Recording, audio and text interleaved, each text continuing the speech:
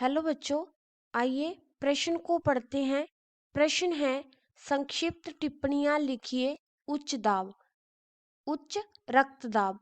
तो इस प्रश्न के अंदर जो हमें मुख्य अवधारणा दी गई है, मुख्य अवधारणा जो हमें मुख्य अवधारणा दी गई है वो है उच्च रक्तदाब। उच्च रक्तदाब। उच्च रक्तदाब देखने से पहले हम रक्तदाब की बात करते हैं कि रक्तदाब क्या होता है। तो हमें पता है कि जो हमारा शरीर है, शरीर के अंदर जो रुधिर है, रुधिर वो रुधिर वाहिकाओं में बहता है, या हम बोल सकते हैं कि रुधिर जो है वो नलिकाओं के अंदर बहता है। और ये रुधिर जब इन नलिकाओं पे दबाव बनाता है, दबाव डालता है, जो उसी दाब को हम बोलते हैं रक्त दाब। यानी कि रक्त के द्वारा नलिकाओं के ऊपर डाला जाने वाला दाब ही रक्त दाब कहलाता है।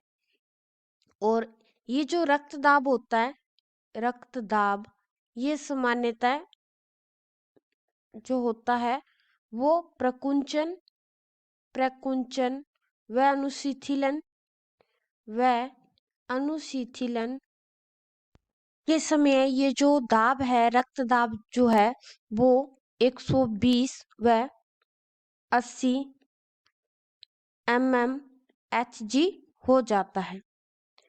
इतना जो है वो रक्तदाब हो जाता है। ये है सामान्य रक्तदाब। लेकिन अगर हम उच्च रक्तदाब की बात करें तो उच्च रक्तदाब के अंदर क्या होगा, जो दाब रक्त का दबाव डाला जा रहा है नलिकाओं पे वो ज्यादा हो जाता है। ज्यादा कितना हो जाता है, ये लगभग बढ़कर जो प्रकुंचन दाब है वो 140 हो जाता है, और जो अनुशीतलन है वो बढ़कर 90 mmHg हो जाता है। जो दाब है वो बढ़ जाता है, और इसी दाब को हम बोलते हैं उच्च रक्तदाब। उच्च रक्तदाब के कारण क्या होता है, इस दाब के कारण बहुत सारी शरीर में बीमारियां हो जाती हैं। शरीर में बहुत सारी जो बीमारियां हैं वो हमें देखने को मिलती हैं। जैसे कि अगर हम उदाहरण के तौर पे बात करें कि कौन कौन सी बीमारियां देखने को मिलती हैं, तो जैसे कि हो गया हमारा जो वृक्क है उसको प्रभावित करती है, क्योंकि वहां पे भी रुधिर जाता है। इसी के साथ साथ जो हमारा हृदय है, हृदय उसको भी प्रभावित करता है। साथ में ये हमारे मस्तिष्क को भी प्रभावित करता है। जो हमारा मस्तिष्क है उस मस्तिष्क को भी प्रभावित करता है। तो इस प्रकार से जो उच्च रक्तदाब है उसका मतलब है कि जो रक्तदाब है वो सामान्य से ज्यादा बढ़ गया है।